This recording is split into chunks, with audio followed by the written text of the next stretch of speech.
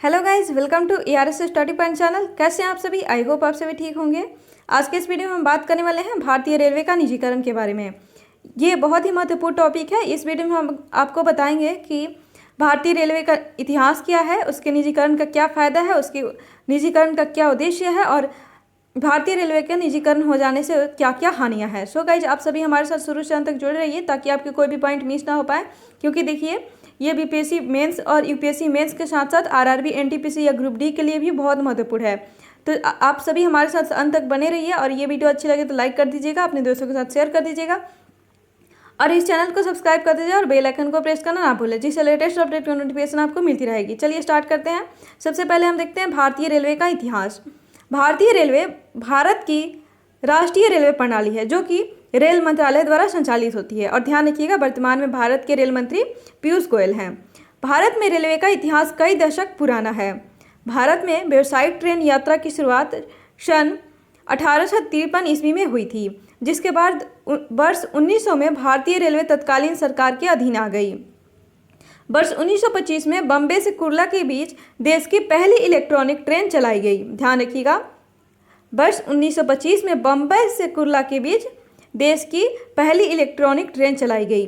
वर्ष 1947 में आज़ादी के बाद भारत को पुराना रेल नेटवर्क विरासत में मिला और पूर्व की सारी रेल नेटवर्क पाकिस्तान को मिल गया। ऐसी स्थिति में यह आवश्यकता महसूस की गई कि कुछ लाइनों की मरम्मत की जाए और कुछ नई लाइनें बिछाया जाए ताकि जम्मू कश्मीर राज्य से भी सारे देश के सारे राज्यों का संबंध जोड़ा जा सके। वर्ष 1952 में तत्कालीन रेल नेटवर्क को जोन में बदला गया और उसी वर्ष 6 जोन अस्तित्व में आए। इससे पूर्व रेलवे संबंधी उत्पादन देश में काफ़ी कम होता था, परंतु देश ने जैसे जैसे विकास किया, रेलवे संबंधी उत्पादन भी देश के अंदर ही होने लगा, जिसके बाद कई अन्य मौक़ों पर रेलवे जोन की संख्या बढ़ाया गया। सितंबर 2003 में ये संख्या बढ़कर के 12 हो गई और वर्तमान में हमारे देश में रेलवे जोन्स की संख्या 18 है।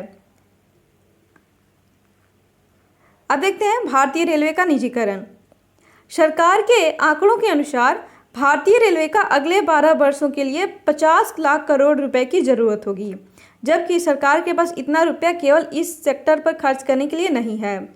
भारत में रेल का चलना अंग्रेजों की देन है और दुनिया की सबसे बड़ी रेल सेवाओं में से एक भारतीय रेलवे अपनी स्थापना के बाद से सरकार के हाथों में रही है, लेकिन अब सरकार इसमें निजी क्षेत्रों को भी शामिल कर रही है।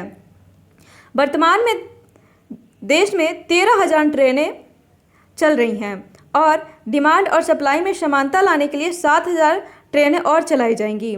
वर्तमान में इस ट्रेनों का रेगुलेशन और मैनेजमेंट इंडियन रेलवे ही करता है, अर्थात IR करता है, लेकिन अब मैनेजमेंट का काम प्राइवेट प्लेयर्स के हाथ में चला जाएगा। भारत सरकार ने निजीकरण की दिशा में कदम उठाते हुए 109 रूट्स पर 151 यात्री ट्रेनें चलाने के लिए प्राइवेट पार्टीज को इनविटेशन दिया है। इन रूट्स पर चलने वाली ट्रेनें कम से कम 16 कोच की होंगी। भारतीय रेलवे ने कहा है कि वह 35 साल के लिए परियोजनाएं निजी कंपनियों को देगा। हालांकि इन सभी ट्रेनों में ड्राइवर और गार्ड भारतीय रेलवे के ही होंगे। प्राइवेट प्लेयर्स भारतीय रेलवे को ट्रांसपेरेंट राजस्व प्रक्रिया के माध्यम से निर्धारित सकल राजस्व में हिस्सेदारी का भुगतान, निर्धारित ढुलाई शुल्क, वास्तविक खपत के अनुसार ऊर्जा शुल्क का भुगतान करेंगे। अब देखते हैं हम निजीकरण का उद्देश्य। निजीकरण का सबसे पहला उद्देश्य यह है कि सरकार के बोझ को कम करना और उसके बाद निजीकरण हो जाने से गुणवत्ता में भी सुधार आएगी, प्रतिस्पर्धा को बढ़ावा देना, अनावश्यक हस्तक्षेप को कम करना, सार्वजनिक वित्त में सुधार करना, यात्रियों की सुरक्षा बढ़ाना, रेलवे को लेट लतीफ़ी से छुटकारा दिलाना, सभी यात्रियों को कंफर्म टिकट दिलाना, यात्रियों को विश्व स्तरीय यात्रा का अनुभव प्रदान करना। अब देखते हैं भारतीय रेलवे निजीकरण का कारण। भारतीय रेलवे अपने बुनियादी ढांचे और सेवाओं के आधुनिकीकरण के साथ तालमेल रखने में असफल रहा है। ध्यान रखिएगा, हमारा जो भारतीय रेलवे है अपने बुनियादी ढांचे और सेवाओं के आधुनिकीकरण के साथ तालमेल रखने में सफल नहीं रहा है। रेलवे अपनी सेवाओं जैसे टिकटिंग, कोच, रख रखाव, खान पान और टिकट चेकिंग और आदि के विषय में ग्राहकों को संतुष्ट करने में असफल रहा है और यह आम लोगों की रेलवे के प्रति नाराजगी का प्रमुख कारण है। भारतीय रेलवे उन चुनिंदा सरकारी स्वामित्व वाले उपक्रमों की सूची में आती है जिसे साल दर साल हानि का सामना करना पड़ता है। भारतीय रेलवे को बहुत प्रति साल हानियों की सामना करना पड़ता है। इसके अलावा रेलगाड़ियों का समय प्रबंधन भी भारतीय रेलवे के समक्ष एक बड़ी चुनौती के रूप में मौजूद है।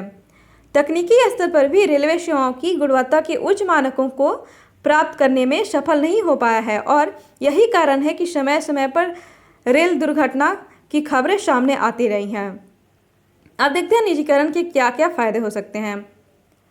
कई अध्ययनों में सामने आया है कि देश में ट्रेन दुर्घटनाओं का सबसे मुख्य कारण रख रखाव की कमी है और निजीकरण समर्थक मानते हैं कि यदि हम इन दुर्घटनाओं को रोकना चाहते हैं तो निजी क्षेत्र को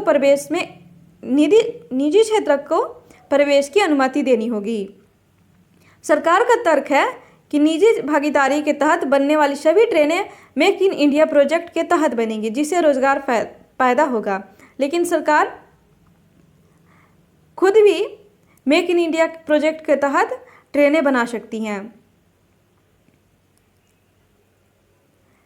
इससे बेहतर बुनियादी ढांचे को बढ़ावा मिलेगा और यात्रियों के लिए बेहतर सुविधाएं उपलब्ध होंगी। उम्मीद है कि रेलवे में निजी कंपनियों के आने से बेहतर प्रबंधन संभव हो पाएगा। ट्रेनों का रख रखाव निजी क्षेत्र द्वारा किया जाएगा जिससे उनमें साफ सफाई रहेगी। अभी तक रेलवे बोर्ड का एकाधिकार है, परंतु निजीकरण के माध्यम से इस क्षेत्र में एकाधिकार को समान कर प्रतिस्पर्धा लाई जा सकती है ताकि बेहतर से बेहतर सुविधा प्रदान की जा सके। निजी क्षेत्र में जाने से ट्रेनें समय पर पहुंचेंगी, लेकिन अगर निजी क्षेत्र में जाने से प्राइवेट प्लेयर्स अगर अब ट्रेनें को समय पर पहुंचा सकते हैं तो फिर सरकार ये क्यों नहीं कर सकती है। टिकटों के बीच डिमांड और सप्लाई के बीच के अंतर को खत्म करने से मदद मिलेगी क्योंकि ट्रेनों की संख्या में बढ़ोतरी होगी। इन ट्रेनों को इस तरह से बनाया जाएगा ताकि इनकी मैक्सिमम स्पीड 160 किलोमीटर रखा जा सके। इससे यात्रियों की समय की बचत होगी। संभवतः रेलवे से लोगों को सबसे अधिक शिकायत रहती है कि प्रदान की गई सेवाओं की गुणवत्ता यात्रियों द्वारा किए गए भुगतान से मेल नहीं खाती है। रेलवे में निजीकरण के समर्थक मानते हैं कि इसके बाद उपरोक्त समस्या को आसानी से संबोधित किया जा सकता है।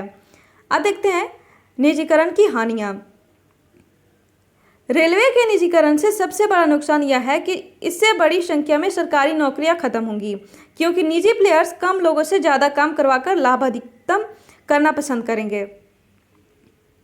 ध्यान रखिएगा, रेलवे के निजीकरण हो जाने से बड़ी संख्या में सरकारी नौकरियां खत्म होंगी। निजी उद्यमों का एकमात्र उद्देश्य लाभ कमाना होता है और रेलवे में लाभ कमाने का सबसे सरल तरीका है किराए में वृद्धि।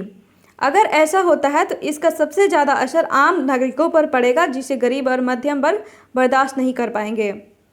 अगर निजी उद्यमों ने किराए में वृद्धि कर दी तो फिर आम और मध्यम वर्ग के लोग बर्दाश्त नहीं कर पाएंगे। इस बात की भी संभावना है कि प्राइवेट ट्रेनों को क्लियर सिग्नल दिया जाए जिससे वे ट्रेनें समय पर पहुंचेंगी और सरकारी ट्रेनें स्टेशन के बाहर खड़ी होकर सिग्नल का इंतजार ही करती रहेंगी। अब देखते हैं नेक्स्ट पॉइंट।